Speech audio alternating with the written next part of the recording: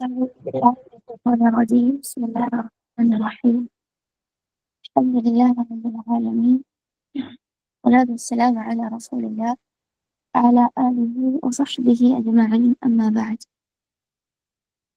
اللهم انفعنا بما علمتنا وعلمنا ما ينفعنا وزدنا علما وهدى ورحمة وسدادا يا رب العالمين.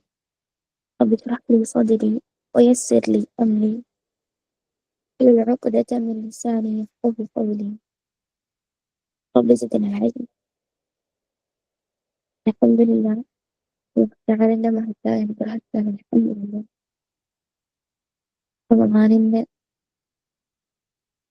ഓരോ ദിവസങ്ങളും നമ്മൾ കടന്നു പോകാൻ അൽഹംദുലില്ലാഹി റബ്ബിൽ ആലമീൻ. അല്ലാഹു ഖുർആനിൽ പറഞ്ഞതുപോലെ തന്നെ അയ്യാമൻ മഅദൂദാത്ത്, അഥവാ എണ്ണപ്പെട്ട ചില ദിവസങ്ങളാണ്. എണ്ണപ്പെട്ട ദിവസങ്ങൾ എന്ന് പറയുമ്പോൾ ഇത് പെട്ടെന്ന് തീരും. നമ്മളൊക്കെ റമദാനിനെ കാത്തിരുന്നു. റമദാൻ തുടങ്ങി, ഇപ്പൊ നമ്മള് റമദാൻ തീരാറായി എന്നുള്ള അവസ്ഥയിലേക്കായല്ലോ. ഈ കഴിഞ്ഞ ദിവസങ്ങളൊക്കെയും റമദാൻ തുടങ്ങിയിട്ടൊന്നും ചെയ്തില്ലല്ലോ, അല്ലെങ്കിൽ ഒന്നും ആയിട്ടില്ലല്ലോ എന്നുള്ള രീതിയിലാണ് നമ്മുടെ മനസ്സിലേക്ക് വരുന്നത്. അതല്ല, അൽഹംദുലില്ലാ കഴിഞ്ഞ റമദാനിനേക്കാളും എനിക്ക് ഉപയോഗപ്പെടുത്താൻ പറ്റി എന്നതാണോ എന്നുള്ളത് നമ്മൾ ഓരോരുത്തരും ചിന്തിക്കുക.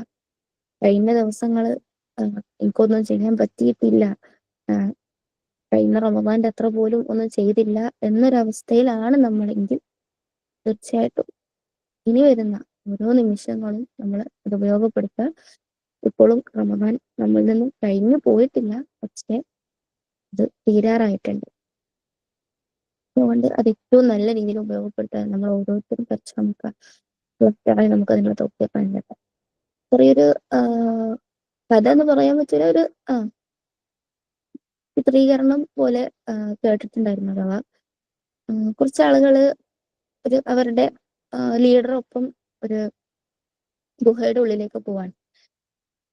അങ്ങനെ അതിനുള്ളിൽ ഫുള്ള് ഇരുട്ടാണ്. അപ്പം അവരുടെ ലീഡർ പറഞ്ഞ്, നിങ്ങൾ ഇതിന്റെ ഉള്ളിൽ കയറി കഴിഞ്ഞാല് കുറെ കാര്യങ്ങൾ നിങ്ങളുടെ കാലിനും കൈക്കൊക്കെ തട്ടും, അഥവാ കല്ല് പോലുള്ള സാധനങ്ങളൊക്കെ തട്ടിക്കൊണ്ടിരിക്കും.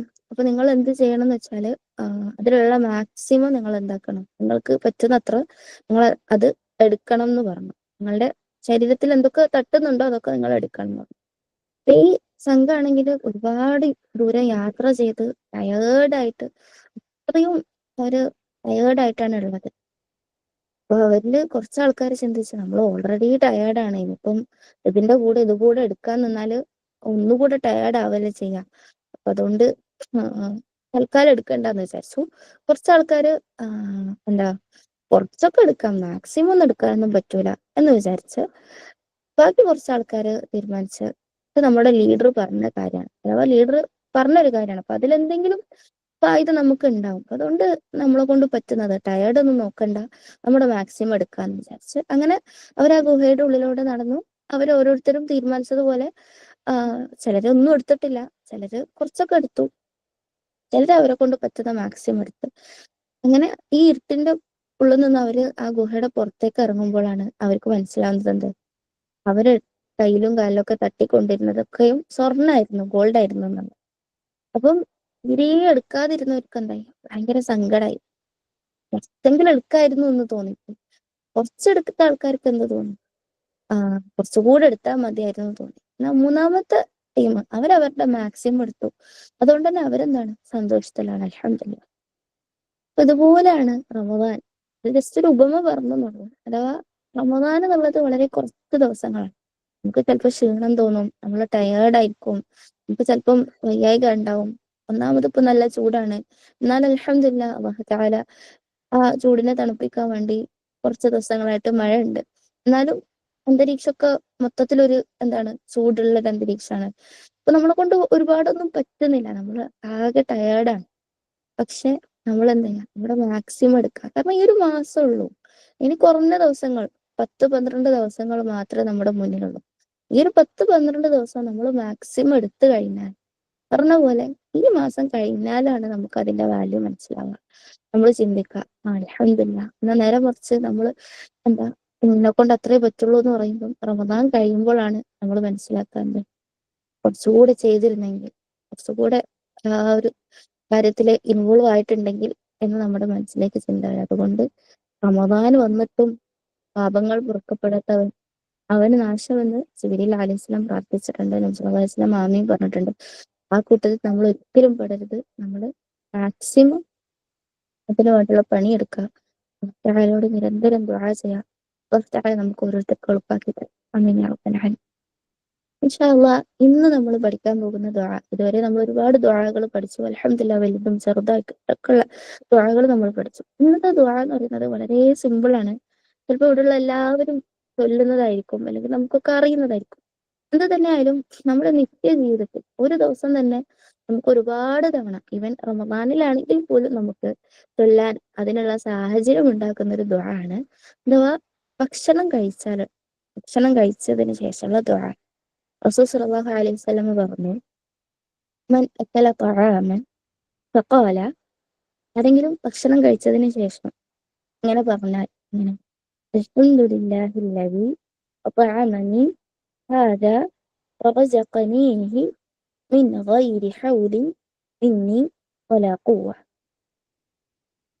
ഇങ്ങനെ പറഞ്ഞു കഴിഞ്ഞാൽ എന്താണ് പറഞ്ഞത്? ഗുഫിറ ലഹു മാ തഖദ്ദമ മിൻ ദംബി.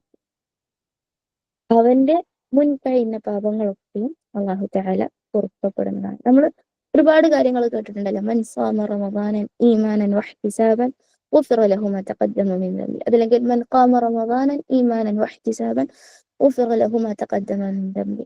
ഒരുപാട് കാര്യങ്ങളുണ്ട്. നമ്മുടെ മുൻ കഴിഞ്ഞ പാപങ്ങളൊക്കെയും പൊറുക്കപ്പെടുന്ന ഒരുപാട് കാര്യങ്ങളുണ്ട്. എന്നാൽ ഈ ഒരു ദുആ എന്നുള്ളത് റമദാനിലും റമദാൻ കഴിഞ്ഞാലും, റമദാനിൽ ഈമാനോടും ഇഹ്തിസാബോടും കൂടി നോമ്പെടുക്കുക, അല്ലെങ്കിൽ നിന്ന് നിസ്കരിക്കുക എന്നുള്ളത് നമുക്ക് റമദാനിൽ മാത്രം കിട്ടുന്ന കാര്യമാണ്. റമദാൻ കഴിഞ്ഞാൽ ആ ഓഫർ നഷ്ടപ്പെടും. എന്നാൽ ഈ ഒരു ദുആ എന്നുള്ളത് നമ്മൾ എപ്പോൾ ഭക്ഷണം കഴിക്കുന്നു, നമ്മളൊക്കെയും ഒരു ദിവസം കുറഞ്ഞത് ഒരു നേരമെങ്കിലും ഭക്ഷണം കഴിക്കുന്നവരാണല്ലേ. അപ്പോഴൊക്കെ നമ്മൾ ഈ ദുആ അതിന്റെ ആശയം അറിഞ്ഞുകൊണ്ട്, അതിന്റെ അജ്ർ ആഗ്രഹിച്ചുകൊണ്ട് അല്ലാഹു തആലയോട് ചോദിക്കുക. അതിനുള്ള അജ്ർ എന്താണ്?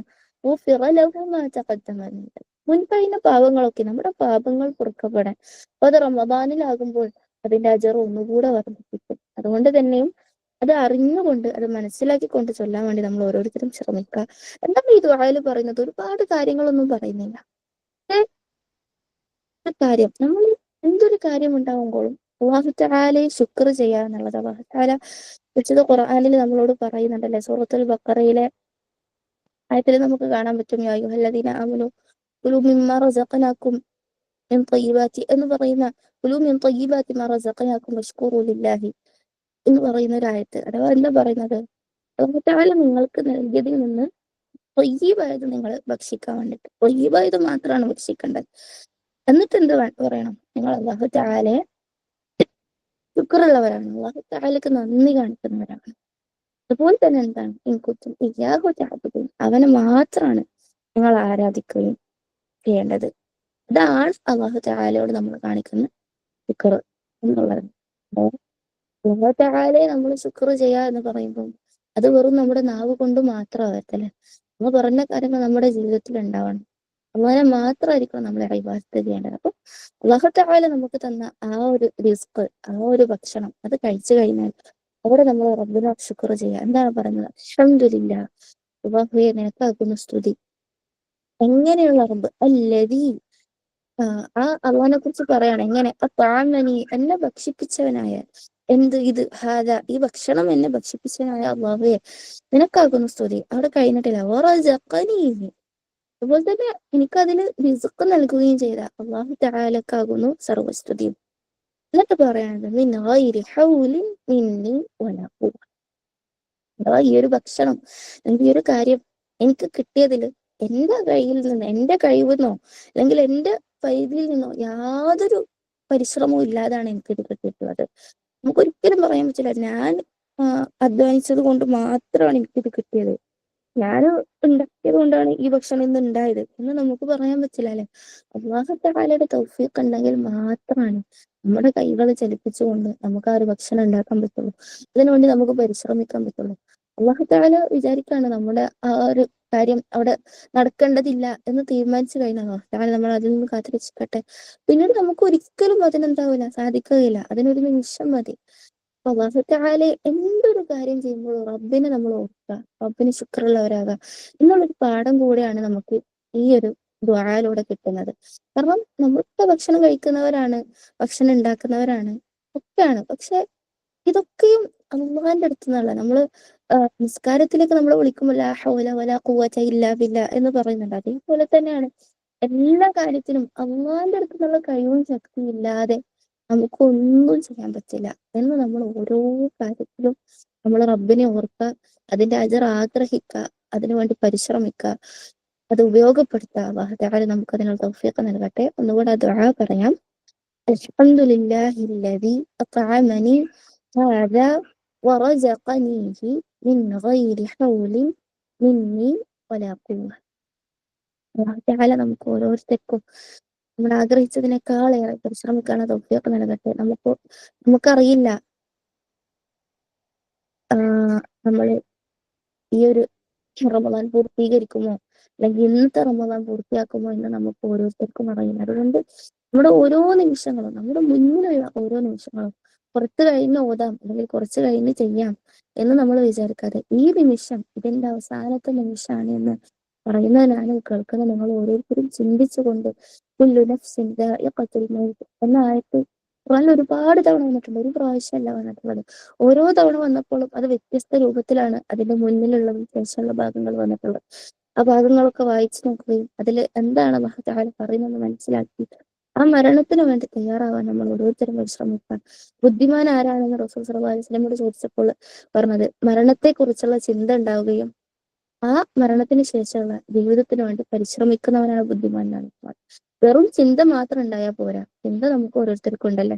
ഞാൻ ഇപ്പൊ പറയുമ്പോൾ നമുക്ക് ഓരോരുത്തർക്കും ചിന്ത വരുന്നുണ്ടാ, ഞാനും മരിക്കും, ഈ നിമിഷം ഞാൻ ഉണ്ടാവണമെന്നില്ല എന്നൊക്കെ നമുക്ക് ചിന്ത വരുന്നുണ്ട്. പക്ഷെ വെറും ആ ചിന്ത ഉണ്ടായത് കൊണ്ട് കാര്യമില്ല, അതിനുവേണ്ടി നമ്മൾ പരിശ്രമിക്കണം.